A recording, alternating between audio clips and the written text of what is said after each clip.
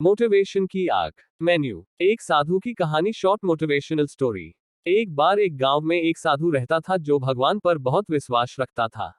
यह बार वह साधु पेड़ के नीचे बैठा था और भगवान को याद कर रहा था तो अचानक वहां बाढ़ आ गई। चारों तरफ पानी ही पानी। सब लोग अपने आप को बचने के लिए ऊपर पहाड़ की तरफ भागने लगे। उनमें से एक आदमी देखा कि इस हालत में भी साधु जी भगवान की तपस्या कर रहे हैं। वह सोचा कि ये अपने आप को बचने के लिए कहीं जा क्यों नहीं रहे हैं, तो उसे साधु से बोला, अरे आप कहीं जा क्यों नहीं रहे हो, आप भी मेरे साथ ऊपर पहाड़ की तरफ चलो, नहीं तो डूब जाओगे। साधु बोले, अरे हमें क्या होगा, मैं भगवान की इतनी तपस्या करता हूँ, मुझे कुछ नहीं हो सकता, मुझे भगवान अपने आप बचाएगा।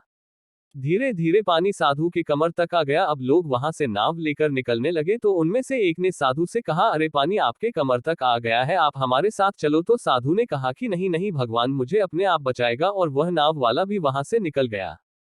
कुछ देर बाद पानी इतना बढ़ गया कि साधु के सर तक पहुंच गया और अब लोगों को बचने के लिए हेलीकॉप्टर निकलने लगे। एक हेलीकॉप्टर साधु के पास आया, जो कि आखिरी हेलीकॉप्टर था। साधु के पास नीचे रस्सी फेंकी और बोला, इसे पकड़ो और ऊपर आ जाओ, नहीं आप डूब जाओगे। यह आखिरी हेलीकॉप्टर है और आपके पास में दूसरा कोई रास्ता नहीं है बचने के लिए।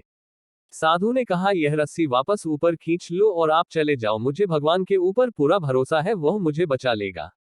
पानी काफी ऊपर आ गया, पेड़ डूब गया और साधु की भी डूबने से मौत हो गई। मरने के बाद साधु भगवान के पास गया और बोला, हे भगवान, मैंने पूरी जिंदगी आपकी तपस्या की, मेरा सारा जीवन आपकी आराधना करने में लगा दिया, फिर भी इतने भरोसे के साथ इंतजार किया कि तुम मुझे बचने आओगे, लेकिन वहां मेरी डूबकर मौत हो गई और तुम नहीं आए, ऐसा क्यों? भगवान बोले, मूर्ख इंसान, एक नहीं 3 बार आया था, वो तीनों बार मैं ही तो था, पहला पैदल, दूसरा नाव के द्वारा और तीसरा हेलीकॉप्टर के द्वारा, लेकिन तुमने मेरा एक भी अवसर पहचान नहीं पाया, पता नहीं किसका इंतजार कर रहा था। इस तरह से जिंदगी में हमें ऊपर वाला बहुत से मौके देता रहता है, लेकिन हम सब उस मौके को ठुकराकर पता नहीं किस चीज का इंतजार कर रहे होते हैं कि वो होगा तभी मैं करूंगा, और इस बात पर अड़े रहने से एक वक्त के बाद वो मौका हाथ से निकल जाता है और हम कुछ नहीं कर पाते हैं। तो किसी भी अच्छे समय का इंतजार मत करो, जो भी करना है आज और अभी से ही शुरू कर दो।